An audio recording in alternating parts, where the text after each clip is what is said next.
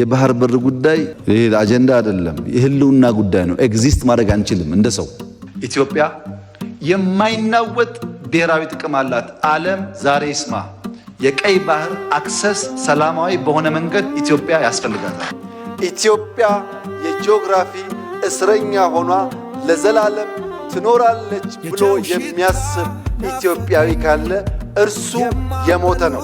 መውጫ መግቢያ በሯን ታበጃለች። ይህ አይቀሬ ጉዳይ መሆኑን ተገንዝበው ወንድም እህቶቻችን በፈጠነ ጊዜ ለድርድር ራሳቸውን ዝግጁ እንዲያደርጉ ማድረግ ነው። በቀይ ባህር ላይ አንድ ሳንቲም ነን፣ ገጽታችን ነው ሁለት። ሀገሬ ማለት ባህር፣ ባህር ማለት ክብሬ ናት። የተፈጥሮ መብቴን በሴራ